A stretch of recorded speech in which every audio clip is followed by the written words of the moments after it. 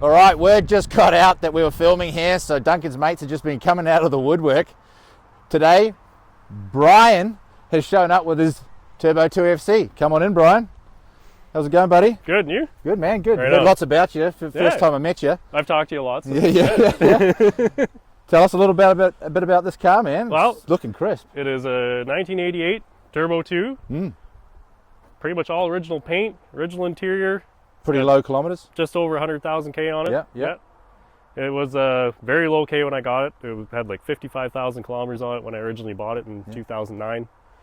I've done a lot of things to it over the years. That's a long time ago, man. Yeah, I've spent pretty much my whole entire 20s driving this car around. I put a lot of K on it. It's got some tasteful additions to it. Look at it. I tried to keep it, how I thought Mazda should have done it from the factory. Keep it tasteful, keep it clean, and just little things like the hood, bonnet, those Series 4 turbo mirrors. They just they're a good look. So you got a series. Is that a Series 5 wing on the back? You're saying? Series 5 wing, yes.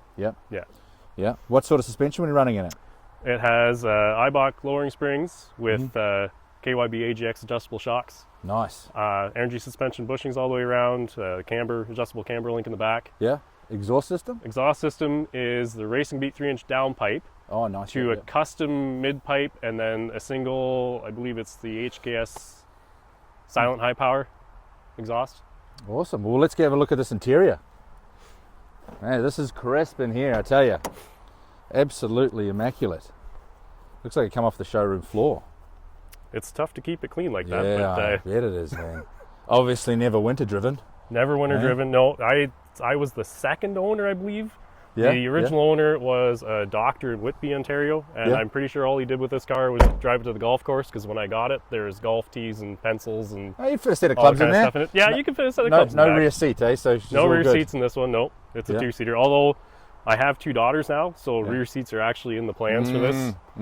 I have a set. You got a set? I have a set, have Not that they're really, well, they'd probably fit 1 2-year-olds in them. They're good for, they're fine for, if there's enough beverages involved, you can fit 4 adults in one of these. I've done it.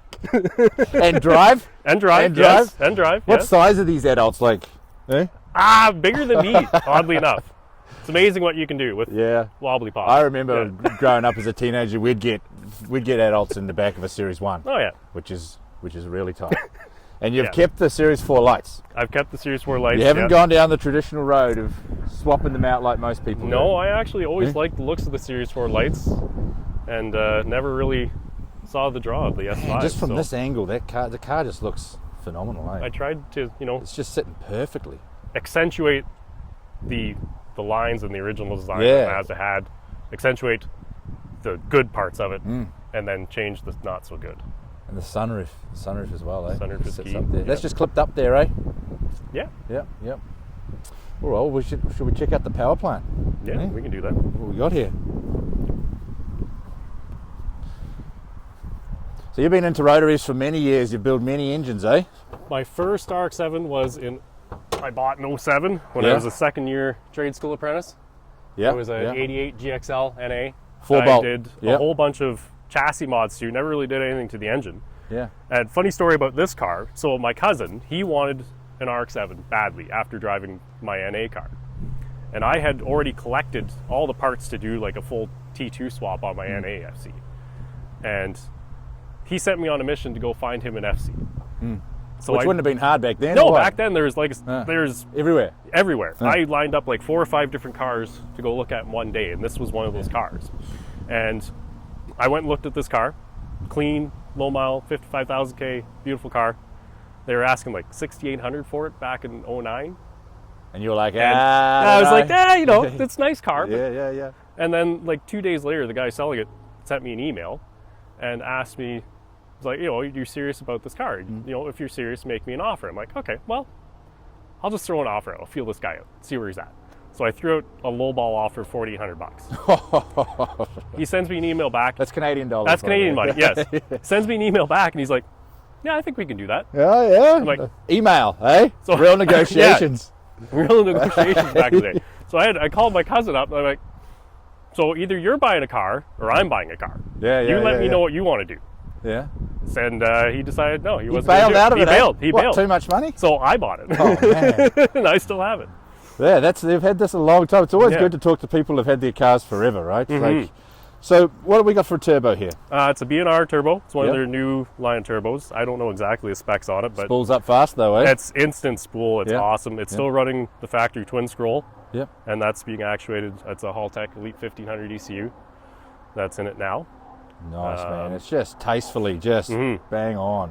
The injectors are ID 850 primaries, 1000 secondaries. Nice. It's running a Walbro 450 fuel pump. Stock. ECU? ECU is a Haltech Elite Haltech, 1500. yep, Yep. yep. I saw you doing some tuning when you pulled up here. Yeah. Do a lot of that yourself? Yeah, actually, between myself and one of my old coworkers, we tuned the whole car ourselves. Yeah. Yeah, and he has the dyno at his house, so we dynoed it there as well. We might have to make another flight out here and come see you, man. Do a whole episode on Bryan's place and his tuning and all that sort of stuff. So you Yeah. build a lot of engines and I do build a lot everything of myself. cars. Yeah. I've been a licensed automotive tech Yeah. since, when did I get my license? 2010? Somewhere in Yeah, there? nice. And you're doing that for a living now. Yeah, I do that Yeah. for a living. So this is my hobby on the side, is doing these things. Yeah, you're talking about your RX4s before. Yep, A I've couple had of RX4s. two RX4s over Yeah. the years. I had an R100. Numerous FCs. Just bitten by the bug Yeah. completely, I yeah? had a wide body turbo SA. Yeah. Oh, I remember was there's a awesome. white one, eh? Yeah, the white, Yeah, like, I remember seeing that. Pearl white Yeah. wide body car with They had a Bridgeport 3-piece in it? wheels. What did it have? It was an RX4, just a street ported RX4 13B. 3B plates and Yeah. stuff. Yeah. Yeah. All right, buddy. Well, thanks very much for showing us your car. It sounds like we might need to come back another time and do a whole episode on you and the rest of the guys. We got some toys kicking around. Cool. Yeah. Thanks, buddy. Appreciate it. Awesome.